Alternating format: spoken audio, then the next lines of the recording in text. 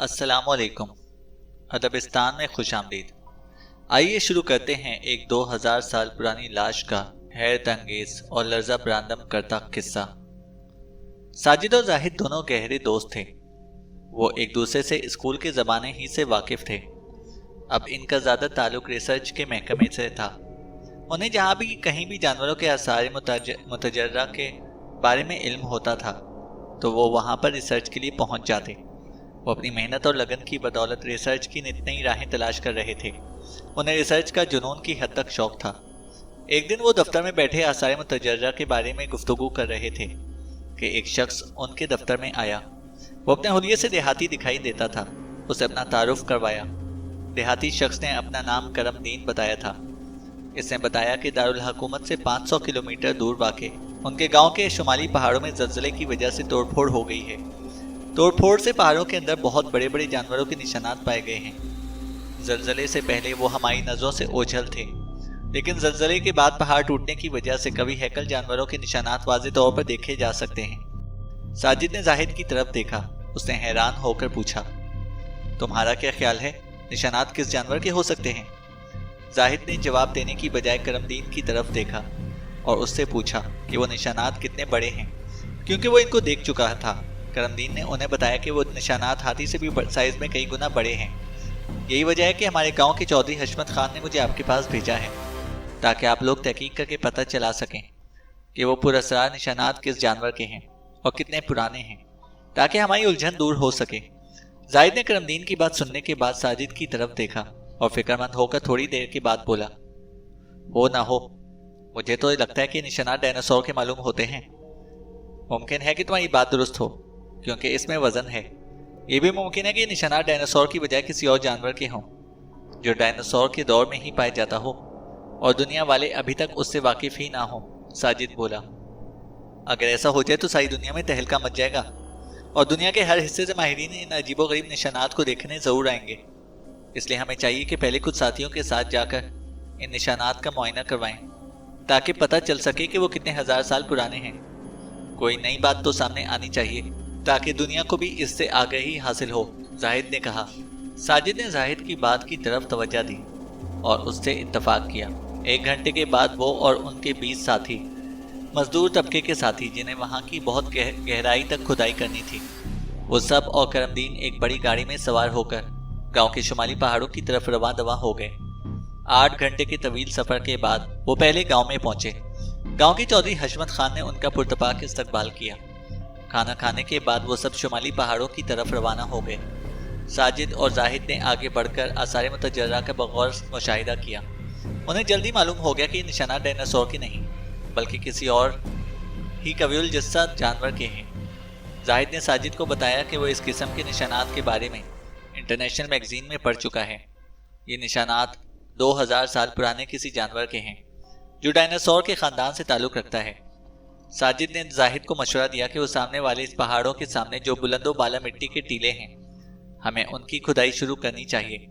हो सकता है, बल्कि मुमकिन है कि हमें वहां से किसी जानवर का ढांचा मिल जाए। इस तरह हमारी कुछ तो मेहनत का फल सामने आ जाएगा। जाहिद ने उसकी बात से इत्तफाक किया। काम शुरू करने का वक्त आ गया था। साजिद ने मददगारों को खुदाई के काम पर लगा दिया और वो सामने वाले टीले की खुदाई करने लगे। 20 अफराद अब इस काम को शुरू कर चुके थे। 3 दिन की लगातार खुदाई के बाद एक शिकस्ता इमारत के आसार नमूदार हुए। साजिद और जाहिद की खुशी का कोई ठिकाना नहीं रहा। उन्होंने शहर से जदीद मशीनें और मजीद अफराद को मदद के लिए बुला लिया, ताकि खुदाई का काम जल्द अज जल्द मुकम्मल हो सके। 4 दिन के बाद वो पूरी इमारत के गिर्द से मिट्टी हटा चुके थे। इमारत खस्ता हाल होने के बावजूद इसके आसार कदीमा के नकूश काफ़ी हद तक वाज़ेह थे। जाहिद ने मददगारों से कहा कि खुदाई को जारी रखा जाए। जब मजीद खुदाई की गई तो पता चला कि इस शिकस्ता इमारत के साथ मजीद बहुत सी इमारतें वाक़ हैं। अब तो खुदाई करने वालों में तजस्सुस पैदा हो गया और उन्होंने बड़े जोशो खरोश के साथ इस काम को और तेज़ कर दिया। 5 माह की मुसलसल खुदाई के बाद 40 इमारतों पर मुश्तमिल एक छोटा सा शहर सामने आ चुका था। दोनों दोस्तों ने तमाम इमारतों का मुआयना किया, लेकिन उन्हें किसी इमारत में भी किसी जानवर या इंसान की कोई लाश नजर ना आई। वो बहुत हैरान हुए। अलबत्ता उन्हें पिछले ज़माने की कुछ अशिया ज़रूर मिली, जिनसे उस ज़माने की तर्ज ज़िंदगी के बारे में अंदाज़ा बखूबी लगाया जा सकता था। دونوں نے تحریری رپورٹ میں محکمے والوں کو تمام صورتحال سے آگاہ کر دیا۔ محکمے والوں نے تمام پرانی اشیاء اکٹھی کر کے ایک میوزیم بنایا۔ لوگ ان نادر اور پرانی اشیاء کو دیکھنے کے لیے جوک در جوک آ رہے تھے۔ ان میں غیر ملکی سیاح بھی شامل تھے۔ میرا خیال ہے کہ ہمیں ایک مرتبہ پھر ان کھنڈرات کا جائزہ لے لینا چاہیے۔ ہو سکتا ہے ہمیں وہاں سے کوئی اور کام کی چیز مل جائے، ہمیں اپنے میوزیم میں رکھ سکیں۔ اس طرح لوگوں کا اشتیاق مزید بڑھے گا۔ دونوں دوست ایک دوسرے کی باتوں سے ایک بار پھر متفق ہو کر گاڑی میں سوار ہو کر کھنڈرات کی طرف چل پڑے۔ کھنڈرات میں پہنچنے کے بعد انہوں نے ایک بار پھر کھنڈرات کا جائزہ لینا شروع کر دیا۔ وہ دونوں ایک بوسیدہ مکان میں داخل ہوئے۔ وہ ابھی ہال کمرے میں جائزہ لے رہے تھے کہ زاہد کی نگاہ کونے میں موجود ایک ہک پر پڑی۔ زاہد نے آگے بڑھ کر ہک کو کھینچا تو اگلا لمحہ چونکا دینے والا تھا۔ کمرے میں تہخانے کا دروازہ کھل چکا تھا۔ ان کے وہم و گمان میں بھی نہ تھا کہ اس بوسیدہ عمارت میں کوئی تہخانہ بھی ہو سکتا ہے۔ زاہد ساجد سے کہنے لگا، آؤ دیکھتے ہیں کہ تہخانے میں کیا ہے۔ ساجد نے جواب دیتے ہوئے کہا، کچھ دیر صبر کرو، تہخانے سے گندی ہوا خارج ہو جائے پھر نیچے چلتے ہیں۔ ہر کام کرنے کے لیے احتیاط ضروری ہے۔ 20 منٹ کے بعد وہ تہخانے میں داخل ہوئے۔ ساجد زاہد کی طرف متوجہ ہوا اور اسے حیران کن اور ششدر کر دینے والی خبر سنائی کہ تہخانے میں گھٹن اور گندی ہوا کا نام و نشان بھی نہیں ہے۔ ہاں، میں نے بھی یہ بات محسوس کی ہے، جو پراسرار تحیر انگیز معلوم ہوتی ہے۔ ایسا بھی ممکن ہو سکتا ہے، اس کا تو ہم تصور بھی نہیں کر سکتے تھے۔ جب وہ کچھ آگے بڑھے تو انہوں نے دیکھا کہ ایک سرنگ تہخانے سے ہوتی ہوئی آگے کی طرف جا رہی ہے۔ انہیں تہخانے کے فرش پر لکڑی کا 12 فٹ طویل تابوت رکھا دکھائی دیا تو وہ اسے دیکھ کر بہت حیران ہوئے۔ ساجد نے زاہد کو مشورہ دیا کہ تابوت کو کھول کر دیکھتے ہیں اس میں کیا ہے، لیکن ساجد بولا کہ پہلے ہمیں سرنگ کو دیکھ لینا چاہیے کہ وہ کہاں جا کر نکلتی ہے۔ زاہد نے بھی اس کی بات سے اتفاق کیا۔ اب ان کا رخ سرنگ کی طرف تھا۔ دونوں دوست سرنگ کے راستے اندر داخل ہو گئے۔ انہوں نے جلد ہی محسوس کیا کہ تازہ ہوا سرنگ کے ذریعے ہی تہخانے میں آ رہی ہے۔ کچھ دیر پیدل چلنے کے بعد جب وہ سرنگ کے اختتام پر پہنچے تو انہوں نے دیکھا کہ نہایت ہی سادہ طریقے سے پریشر کے ذریعے ہوا کو اندر لانے کا بندوبست کیا ہوا ہے۔ اب وہ واپس تہخانے کی طرف چل پڑے۔ تہخانے میں پہنچنے کے بعد انہوں نے پراسرار تابوت کا بغور جائزہ لیا۔ انہوں نے دیکھا کہ تابوت میں چھوٹے چھوٹے سوراخ کیے گئے ہیں۔ دونوں دوستوں نے آگے بڑھ کر تابوت کے وزنی ڈھکن کو اوپر اٹھایا تو ان کی آنکھیں کھلی کی کھلی رہ گئیں۔ تابوت میں تقریباً 12 فٹ طویل انسان لیٹا ہوا تھا۔ اس کے جسم پر عجیب و غریب قسم کا سیاہ لباس تھا۔ ساجد نے زاہد کے کان میں سرگوشی کی کہ یہ شخص سانس لے رہا ہے، لیکن زاہد نے اسے ساجد کا وہم خیال کیا۔ اس نے فوری طور پر اس بات کا یقین نہیں کیا۔ دونوں دوست خوف کے مارے پیچھے ہٹ گئے تھے اور انہیں ریڑھ کی ہڈیوں میں سنسناہٹ سی محسوس ہو رہی تھی۔ تو بے خیالی میں تابوت کا ڈھکن نیچے گر گیا۔ انہوں نے اپنے آپ کو سنبھالا اور واپس شہر روانہ ہو گئے۔ وہاں پہنچ کر دفتر میں اپنے چیف سے ملاقات کی اور اسے اس پراسرار لاش کا حیرت انگیز اور ناقابل یقین واقعہ سنایا۔ ساجد کہنے لگا، سر، وہ لاش کم از کم 2000 سال پرانی تو ضرور ہوگی، کیونکہ وہ کھنڈرات بھی 2000 سال پرانے واقع ہوئے ہیں۔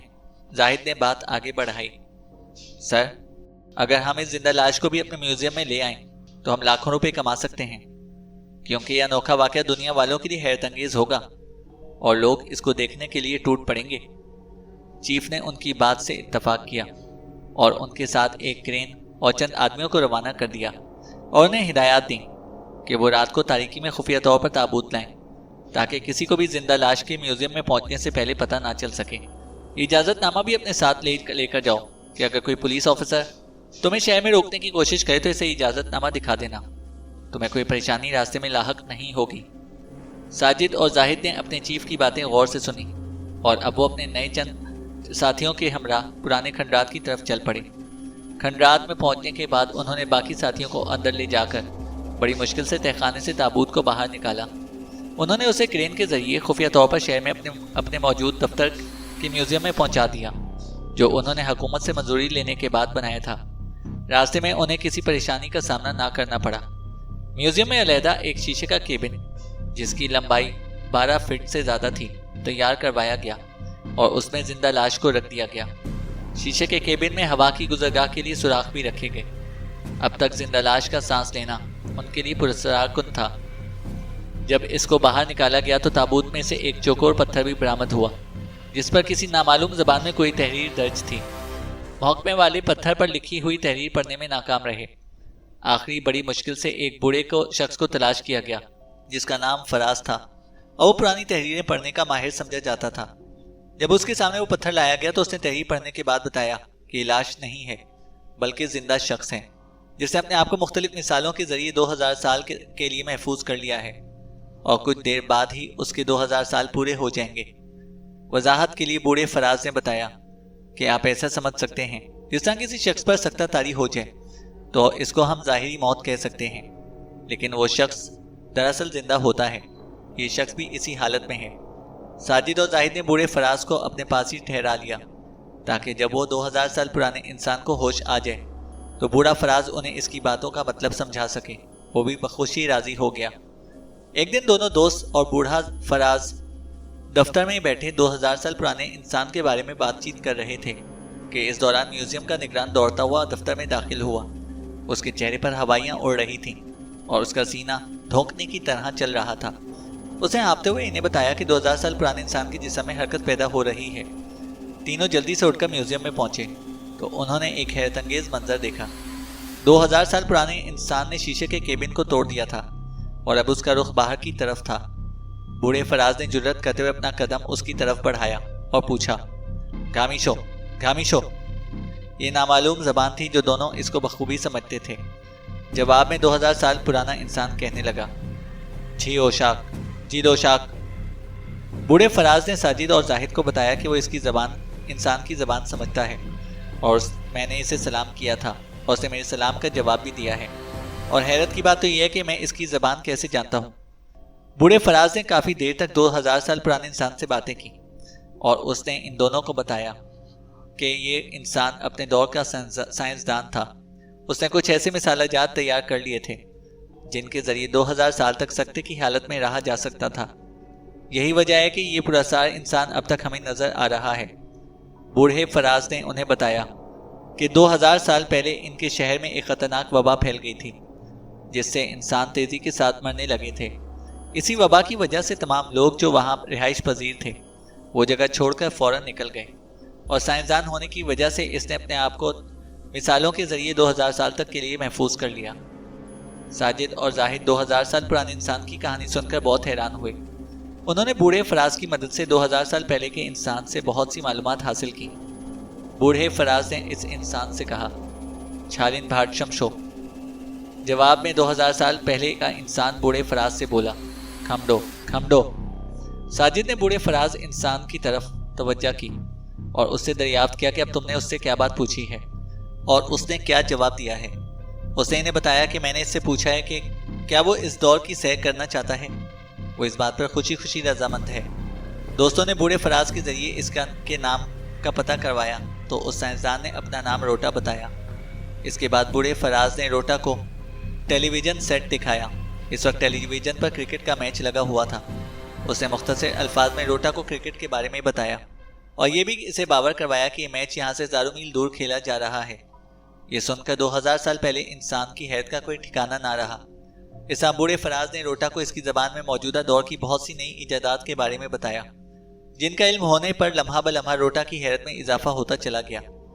روٹا نے بوڑھے فراز کو بتایا کہ ان کے دور میں اس قسم کی ایجاد کا تصور بھی ممکن نہیں تھا۔ موجودہ زمانے میں تو بہت ترقی ہو گئی ہے۔ جب بوڑھے فراز نے روٹا کو کمپیوٹر کے متعلق بتایا تو روٹا کی حیرت میں مزید اضافہ ہوتا چلا گیا اور وہ کہنے لگا، مجھے تو ایسا محسوس ہو رہا ہے کہ میں کسی خیالی دنیا میں آ گیا ہوں۔ مجھے اپنی آنکھوں پر یقین ہی نہیں آ رہا کہ واقعی اس دنیا میں ایسا بھی ممکن ہے۔ روٹا کو جب جدید جنگی ہتھیاروں کے بارے میں بتایا گیا تو وہ کچھ پریشان سا ہو گیا اور ان سے کہنے لگا، ایسی ترقی کا کیا فائدہ جو انسانیت کو تباہی کے دہانے پر لا کھڑا کر دے۔ اس آخری بات کو ختم کرتے ہی 2000 سال پہلے انسان روٹا جو اپنے دور کا سائنسدان بھی تھا زمین پر گرا اور بے حس و حرکت ہو گیا۔ بوڑھے فراز نے اس کی نبض دیکھی تو وہ مر چکا تھا۔ ساجد اور زاہد دونوں دوستوں کی آنکھوں میں بھی آنسو آ گئے۔ جب روٹا کا پوسٹ مارٹم کیا گیا تو یہ رپورٹ سامنے آئی کہ 2000 سال تک روٹا نے خود کو اس دنیا میں محفوظ کر لیا تھا، لیکن اندر ہی اندر اس کے جسمانی اعضاء ختم ہو گئے تھے۔ یہی وجہ ہے کہ 2000 سال پہلے کا 12 فٹ کا طویل انسان صرف چند گھنٹے ہی زندہ رہ سکا۔